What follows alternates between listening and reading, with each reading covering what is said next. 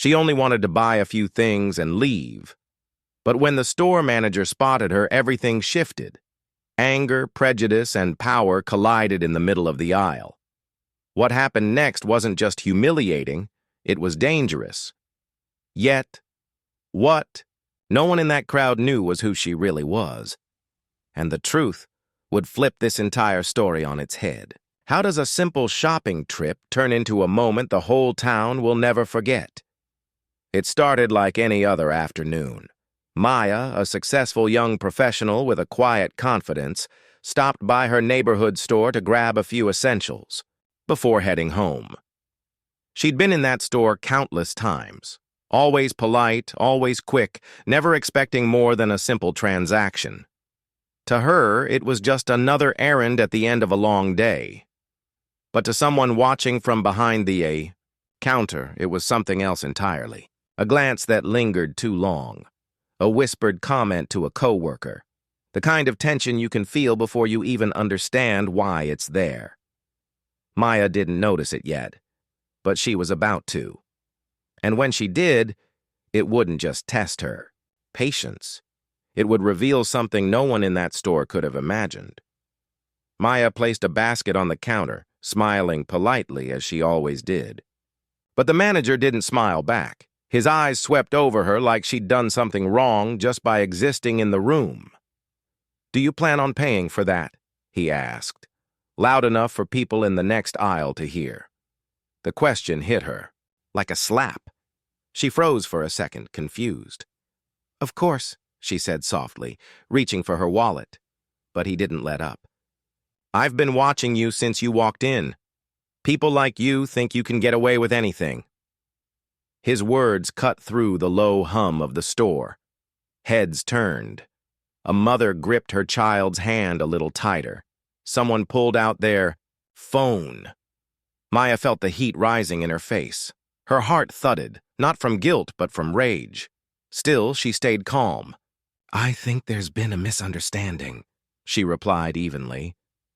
But inside, she could feel that this wasn't a misunderstanding at all.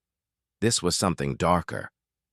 The manager leaned forward, his voice sharp. "Don't try to play innocent. I know your type." With every word, the tension in the store thickened.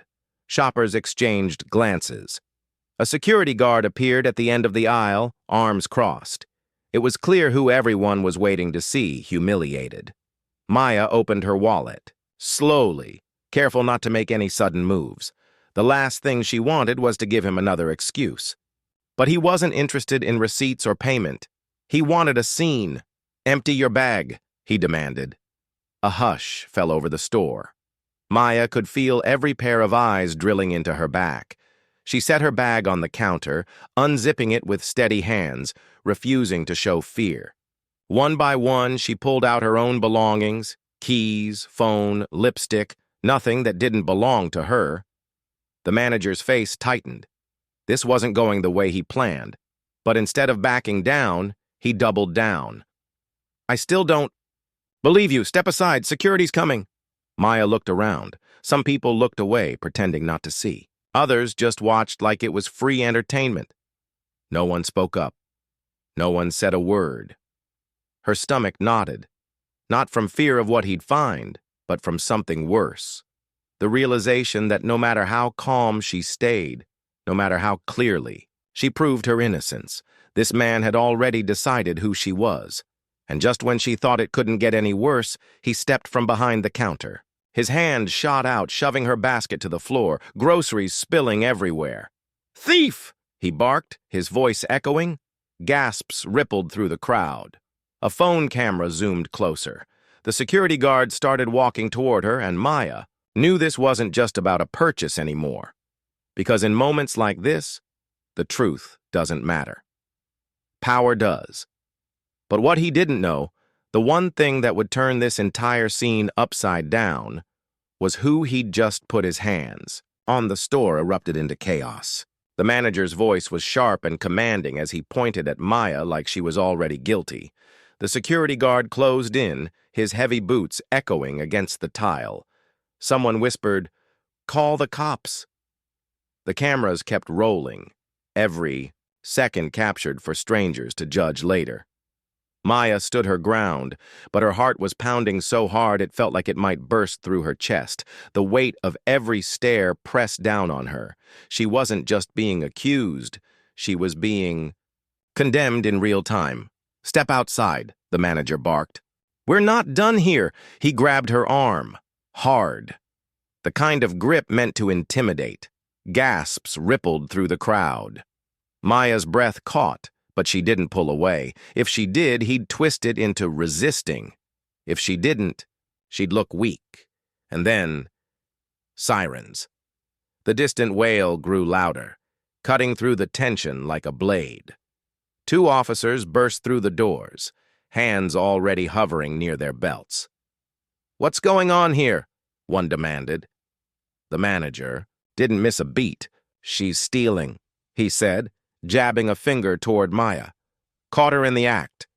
The officers turned to her, eyes cold, assessing, not asking questions, just waiting for an excuse.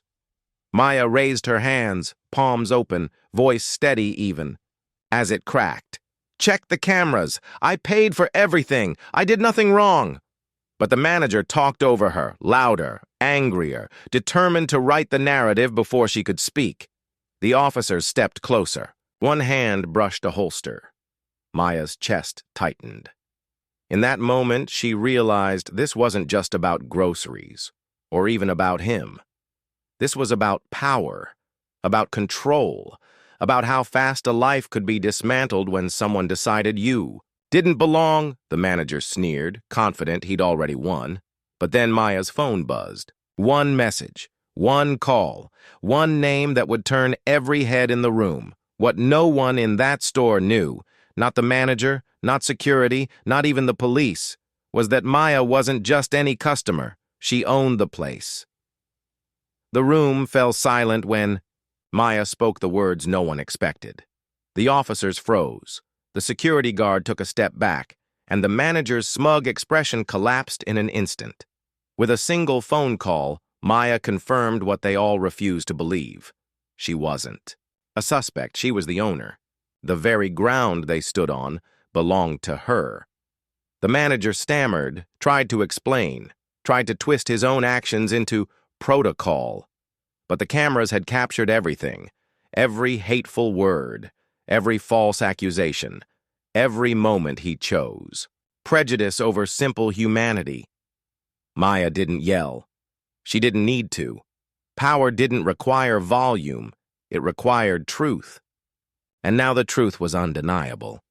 But even as he was escorted out, even as the officers apologized, Maya felt no victory. Because this wasn't just about her. It wasn't about proving her wealth or her status. It was about what would have happened if she hadn't had that power. What if she'd been someone without influence, without a title to protect her? Would anyone have believed her then? Would anyone have cared? This moment wasn't an isolated incident. It was part of a pattern.